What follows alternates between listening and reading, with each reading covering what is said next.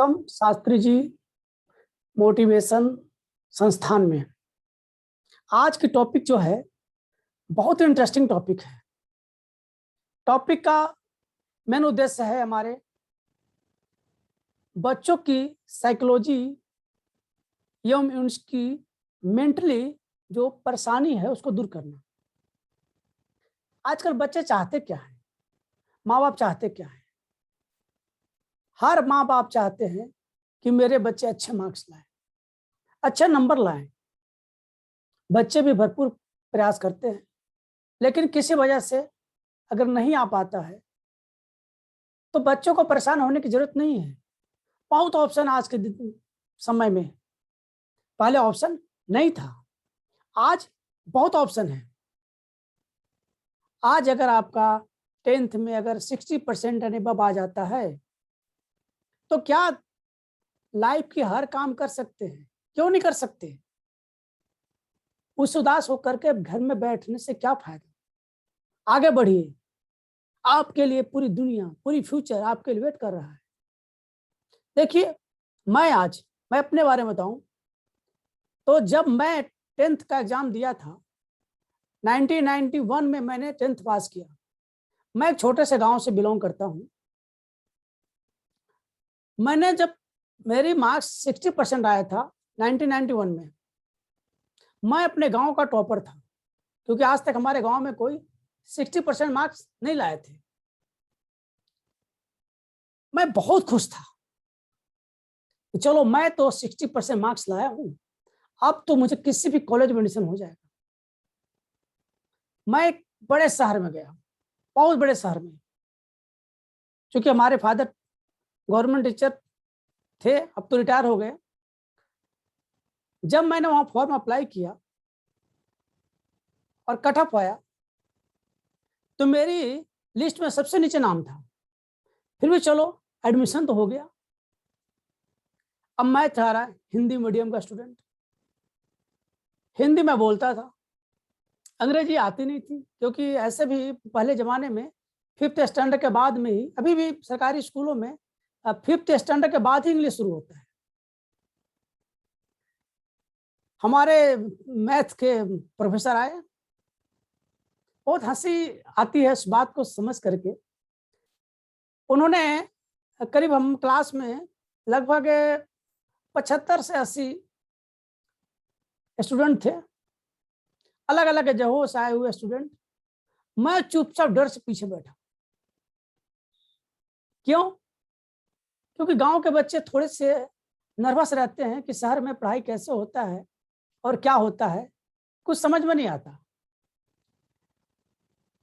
अभी मुझे हंसी आ रही है उस बात को याद करके। वो हमारे मैथ का जो टीचर आए, वो ब्लैक बोर्ड पर जब मैथमेटिक्स पढ़ाना शुरू किए तो टोटल वो इंग्लिश वर्ड के यूटिलाइज कर रहे थे, यूज कर रहे थे। और मैं तो ठहरा पक्का गांव का, इंग्लिश मेरे समझ में नहीं आ रहा था। वो भी सरकारी स्कूल का स्टूडेंट, मेरे को इंग्लिश समझ में नहीं आ रहा था। वो बोले सब समझ गए? Yes sir. Understand? Yes sir. मैं सोचा मैं गलत जगह फंस गया, मुझे इंग्लिश आती नहीं, और जो हमारे प्रोफेसर है उनको हिंदी आती नहीं, क्योंकि वो बंगाली थे।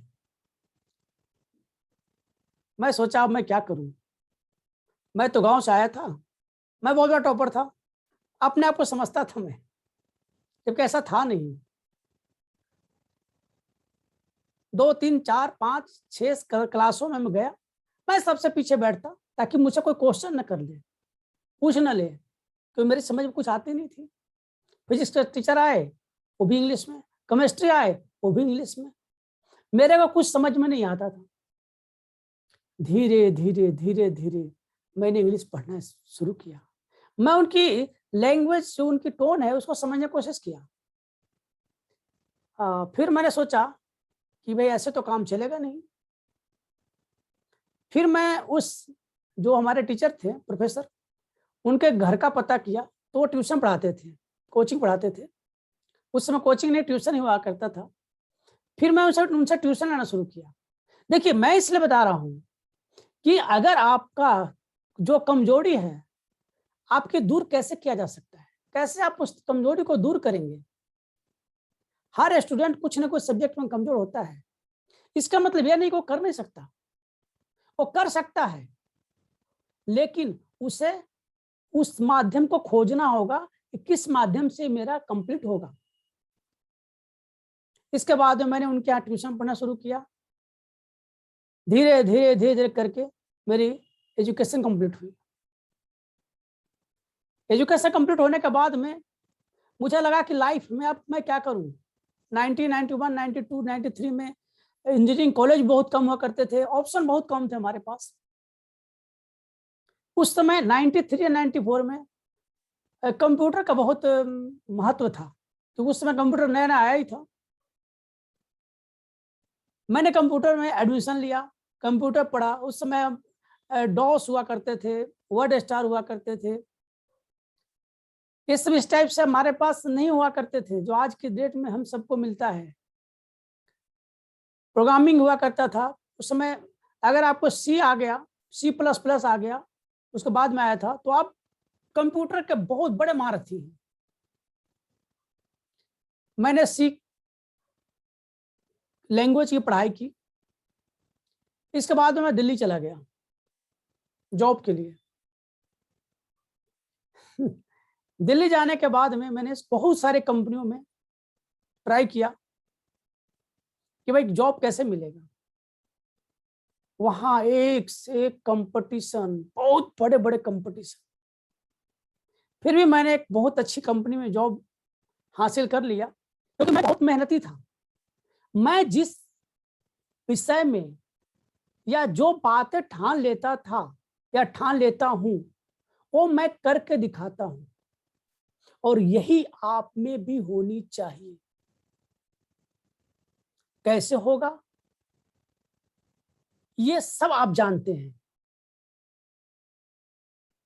मैंने 10 सालों तक एक बहुत बड़ी कंपनी में नौकरी किया। फिर मैं सोचा, देखिए, एक जगह ठहरा हुआ पानी में बदबू चलाता है, बहता हुआ नदी का जल हमेशा स्वच्छ होता है। मैं माइंड में सोचा कि देखो, अगर मैं नौकरी करता रहूंगा तो आज मेरी सैलरी 25,000 रुपये है, कल 30 हो जाएगी, 40 हो जाएगी, 50 हो जाएगी, 1 लाख हो जाएगी। इससे ज्यादा तो कुछ नहीं होगा। कितने लोग हमें जानेंगे, कितने लोग हमें पहचानेंगे? लाइफ इसलिए में मिला है? नहीं। मैंने नौकरी के साथ साथ अपनी पढ़ाई कंटिन्यू रखा। फिर मैं सोचा कि मैं क्या करूं, कौन सी पढ़ाई करूं जिसमें मैं जॉब के साथ साथ मैं अपनी प्रैक्टिस भी करता रहूं।